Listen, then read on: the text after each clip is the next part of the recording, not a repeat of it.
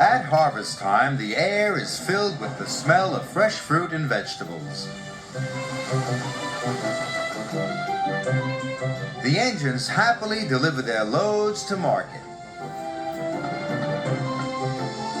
But one day, mist and rain swirled down Toby's line.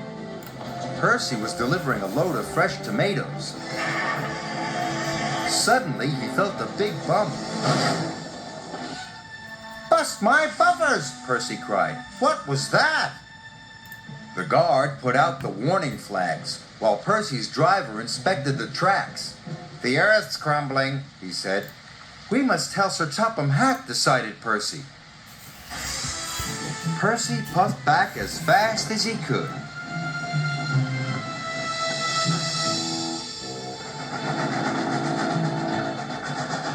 "I've got important news! The tracks on Toby's line are wobbly." Huffed Gordon. "Old and wobbly, just like Toby. That's not news. Can't stop to listen to your silly chatter."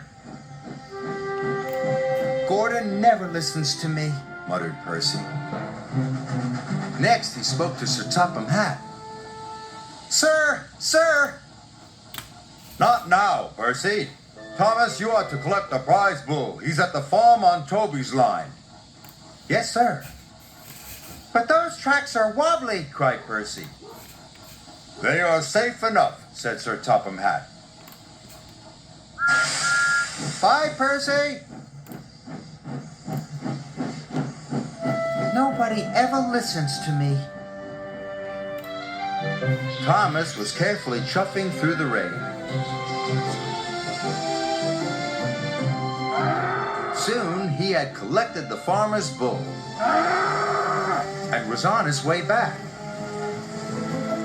The rain had made the tracks more wobbly than ever. Suddenly there was a deep rumbling sound.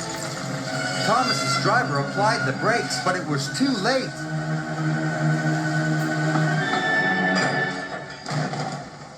"Cinders and ashes!" cried Thomas. "We're stuck!" And they were.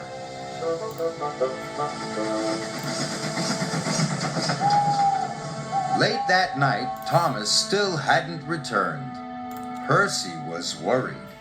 "Thomas is in trouble," he said. Gordon and James took no notice. "Worry wheels?" huffed Gordon. "Fussy funnel," said James. "Please," Percy asked his driver, "can we find Thomas?" "Right away," said his driver.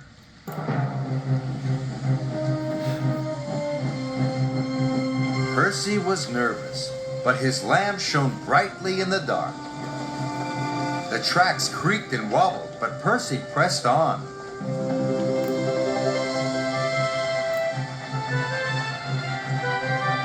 "Percy!" cried Thomas.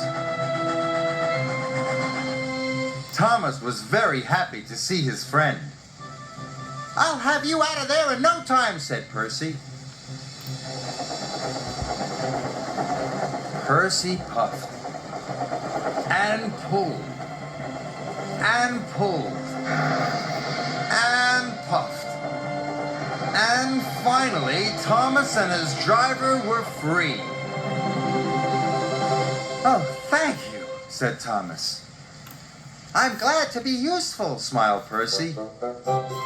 It was dawn before the track was cleared. Then Percy and Thomas made their way back home.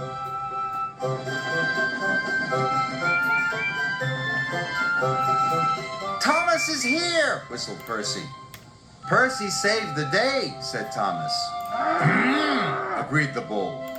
"I'm sorry, Percy," said Sir Topham Hatt. "We must do a better job of listening to you in the future." Percy was pleased.